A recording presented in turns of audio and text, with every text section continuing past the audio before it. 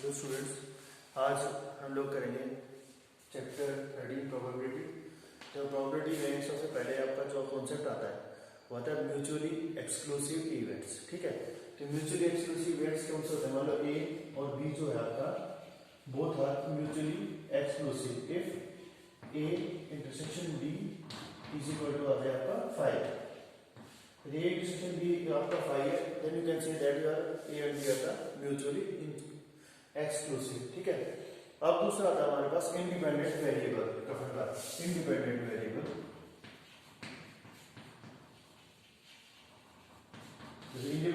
क्या होंगे आपके कि मान लो पहला आपने दो कॉइन को टॉस किया, पहले कॉइन पे हेड आता है और दूसरे कॉइन पे भी हेड आता है, तो दोनों के दोनों क्या है, both are the independent variable. तो इंडिपेंडेंट वेरिएबल में क्या होता है आपका probability of A intersection B is equal to होता है probability of A into probability of B.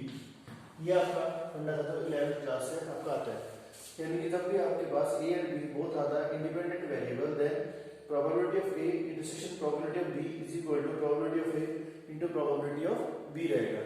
अब दूसरा आता है कंडीशनल प्रोबेबिलिटी। कंडीशनल प्रोबेबिलिटी, अब कंडीशनल प्रोबेबिलिटी क्या होती है कि मान लो ए और बी आपके पास दो इवेंट है कोई भी, ठीक है, दोनों ही दोनों किसी भी एक रैंडम एक्सपेरिमेंट से रिलेटेड है। ठीक है, यानी कि ए और बी दो इवेंट है जो आपके किसी भी रैंडम एक्सपेरिमेंट से रिलेटेड है। तो occurrence of A when already B is occurred, इसको हम लोग लिखते हैं probability of A oblique B। इसका मतलब होता है कि A की probability फाइंड आउट करनी है कब, जब B ऑलरेडी अकर हो चुका है। तो इसका फॉर्मूला होता है probability of A intersection B divided by probability of B। तो सिंपल से क्या करना है कि जो B नीचे है वो नीचे रहेगा और A और B का हमें इंटरसेक्शन लेना है। ऐसे ही probability of B oblique A, इसका मतलब होता है कि what is the probability of B when A already occurred.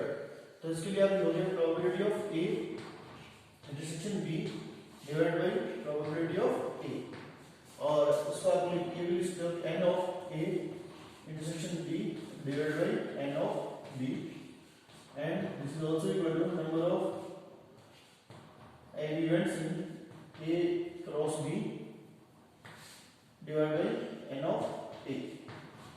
ये हमारे कुछ फॉर्मूले हैं जो आपके यूज होने हैं एक्सरसाइज 13.1 में।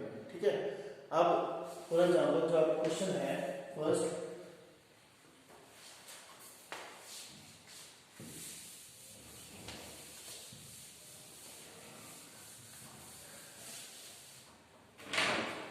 जो आपका पहला क्वेश्चन है वो है कि if probability of E is equal to 0.6 and probability of f आपको गिवन है 0.3 and probability of E intersection f is equal to 0.2, then find out probability of E oblique f and probability of f oblique E। बस simple है बिल्कुल, ठीक है ना।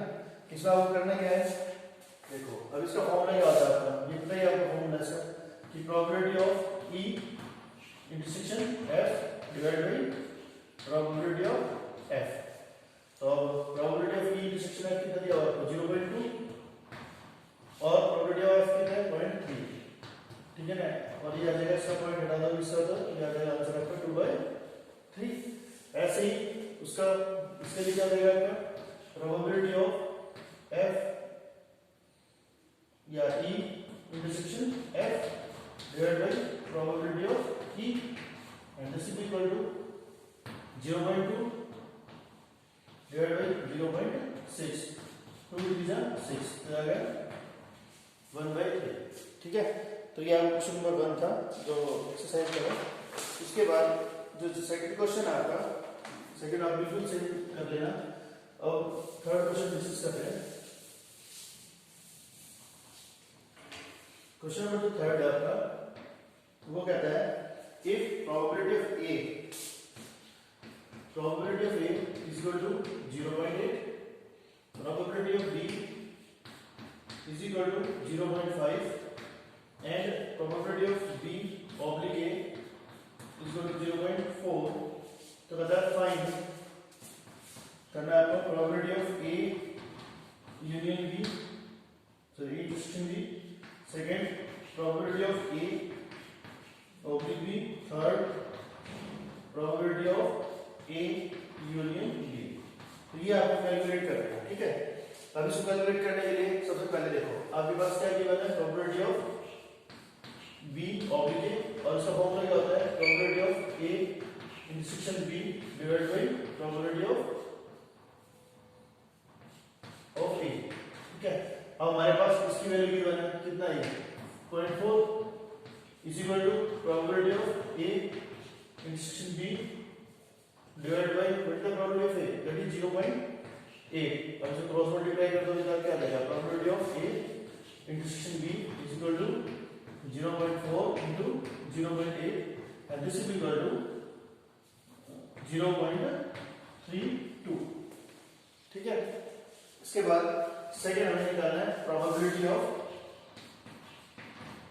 A intersection B and this will be equal to probability of A intersection B divided by probability of B, just formula apply करना होगा। तो probability of A intersection B 0.32 आ गया आपके पास और probability of B कितना है आपके पास 0.5, ये आपके पास आ जाएगा पॉइंट हटा दोगे तो 332 by 15, 2 से काट दो 16 ये 25 और this is equal to 16 by 25 और इसको यदि आप पॉइंट में करते हो कन्वर्ट तो जाएगा 0.64।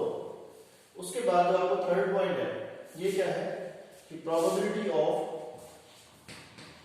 A यूनियन B, इसका फॉर्मूला होता है simple, probability of A plus probability of B plus minus probability of A intersection B। तो प्रोबेबिलिटी ऑफ A कितनी है 0.8 plus 0.5 minus probability of A intersection B 0.32, so simplify करोगे तो आ जाएगा 0.98, this is answer, ठीक है। तो ये क्वेश्चन नंबर थर्ड था आपका जो ऐसे होगा। उसके बाद 4, 5 बिल्कुल सेम है, ठीक है। अब हम लोग क्वेश्चन नंबर 6 करते हैं जो थोड़ा सा डिफरेंट है।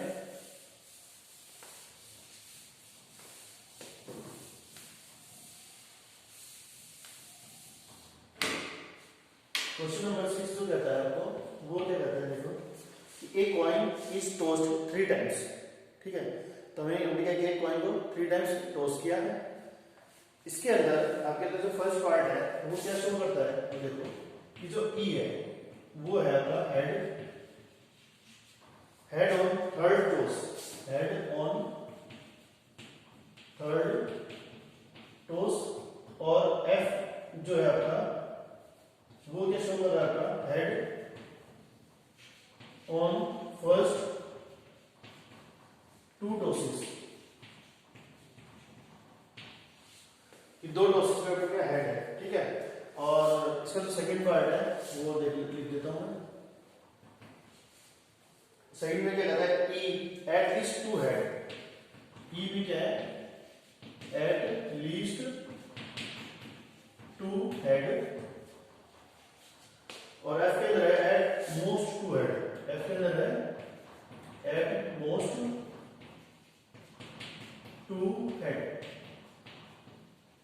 ठीक है। और तो थर्ड पार्ट है उसमें ई के अंदर एट मोस्ट 2 टेल्स और एफ के अंदर एट लीस्ट 1 टेल। तो ये अब थर्ड बिल्कुल आप कर लेना, सिमिलरली से हो जाएगा।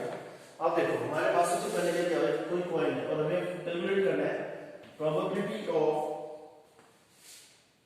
ई ओवर एफ, ये हमें निकालना है कि what is the probability of occurrence E when F already occurred.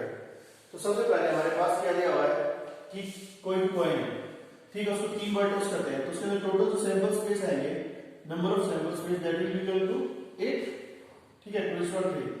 अब 8 कैसे आते हैं वो आपको बताइए, मैंने बताया था कि 4 बार h लिखो और फिर 4 बार t, फिर 2 बार h, 2 बार t, 2 बार h, 2 बार फिर H T H और T H और T H और T ऐसे रहते हैं हमारे पास। ये टोटल 1 2 3 4 5 6 7 8 8 सैंपल स्पेस आ रहे हैं। ठीक है, अब ई क्या कहता है हमारे पास, देखो ई जो इवेंट है वो क्या है, इवेंट है head on the third dose. Third dose का हेड किस वाला है, तो ये वाला हो गया, तो हो गया 3 बार H। ठीक है, इसके बाद ये वाला है H T और H, फिर ये वाला हो गया T H H, और फिर एक ये वाला हो गया T T H। ये वाला हमारे पास हो गया हेड ऑन थर्ड टोस। अब F क्या कहता है आपके पास कि हेड ऑन फर्स्ट 2 टोसेस, यानी कि पहले जो 2 है उनके ऊपर हेड आना चाहिए। तो एक तो ये हो गया H H H, दूसरा हो गया ये 2 बार H, फिर T, फिर तीसरा नहीं है। तो हमारे पास क्या है, टोटल 2 ही है आपके पास। ठीक है, अब इन दोनों का इंटरसेक्शन निकालो, E इंटरसेक्शन F क्या है, A यही वाला था, तो यानी कौन सा हो गया H H और H। अब हमें क्या कैलकुलेट करना है, फॉर्मूला लगा दो, यानी कि probability of E oblique F is equal to probability of E intersection F divided by probability of F। अब प्रोबेबिलिटी ऑफ F कितनी आएगी, P of F 2/8 that is 1/4, और प्रोबेबिलिटी ऑफ E कितना आएगा 4/8 दैट इज 1/2। तो आप ये वाली वैल्यूज को रख दो, और E इंटरसेक्शन F कितना आएगा, probability of E intersection F that is 1/8, क्या आएगा 1/8 divide by probability of F is 1/4, 1/4 अगर 4 ऊपर आ जाएगा तो देगा 4/8 एंड 4 से कट गया तो 1/2 इज योर आंसर। ठीक है, अब इसका जो सेकंड पार्ट है हमारा वो देखते हैं, at least 2 head. At least 2 head का मतलब है कम से कम 2 हेड, और 1 हेड भी चलेगा, और नो नहीं एट लीस्ट मतलब कम से कम 2 तो आने चाहिए, 2 भी आ सकते हैं और 3 भी आ सकते हैं। ठीक है, तो ई जो इवेंट होगा अपना वो होगा 2 हेड वाले, एट लीस्ट 2 हेड। 2 हेड वाला कम से कम एक तो ये हो गया, ठीक है, और 3 हेड वाला भी चलेगा। तो एक तो हो गया ट्रिपल H, ठीक है, एक HHT और एक HTH हो गया, और एक THH, और बस, यानी कि ये हमारे पास E आ गया। E के अंदर आ गया आपका 1 2 3 और 4, E के अंदर हो गया आपके। अब F के अंदर क्या कहता है, at most 2 head. At most 2 head का मतलब है कि बिना हेड का भी चलेगा, 1 हेड भी चलेगा और 2 हेड भी चलेगा। तो बस एक ट्रिपल हेड वाला इसके अंदर से हटा दो, तो F के अंदर आपके पास टोटल 7 आ जाएंगे। ठीक है, 7 कौन कौन से रहेंगे, ट्रिपल H HTH HHT, ठीक है ना, तो ट्रिपल H HHT सारे ले लो, बस ये लास्ट वाला एट मोस्ट 2 हेड नहीं, एट मोस्ट 2 हेड है ना, ट्रिपल H हटा दो, बस बाकी सारे निकल यहां से, यानी कि HHT, ठीक है, HTH HTT THH THT TTH और ट्रिपल T। ठीक है, एट मोस्ट हेड 2 हेड, लेकिन मैक्सिमम 2 हेड चाहिए मेरे को। तो अब ये वाले हो गए 7। अब इनके अंदर दोनों में कॉमन कौन कौन से, E इंटरसेक्शन F, वो कौन कौन सा है, तो वो आप देख लो कौन कौन से। तो HHT होगा, ठीक है, और एक HTH होगा, और एक THH होगा। ठीक है, तो ये इंटरसेक्शन हमारे पास आ गए 3। अब उसके बाद आप इसको कैलकुलेट कर लो सारी की वैल्यूज। तो प्रोबेबिलिटी ऑफ F क्या है आपके पास 7/8,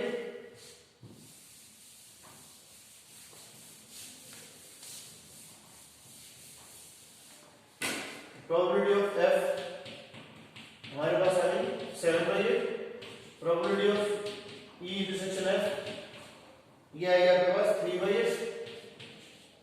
तो हमें निकालना है जो बस वो निकालो सीधा E/f इज इक्वल टू होता है probability of E intersection F divided by probability of F। तो प्रोबेबिलिटी ऑफ E इंटरसेक्शन है 3/8 और प्रोबेबिलिटी ऑफ F कितनी है क्या आपकी 7/8। तो 8 से कैंसिल हो जाएगा, तो answer is 7/3/7 is the probability of E intersection F। ऐसे करके आप इस एक्सरसाइज में क्वेश्चन 10 तक ट्राई करना, बाकी एक दो क्वेश्चन मैं कल आपको करवाऊंगा। ठीक है, ओके, थैंक यू।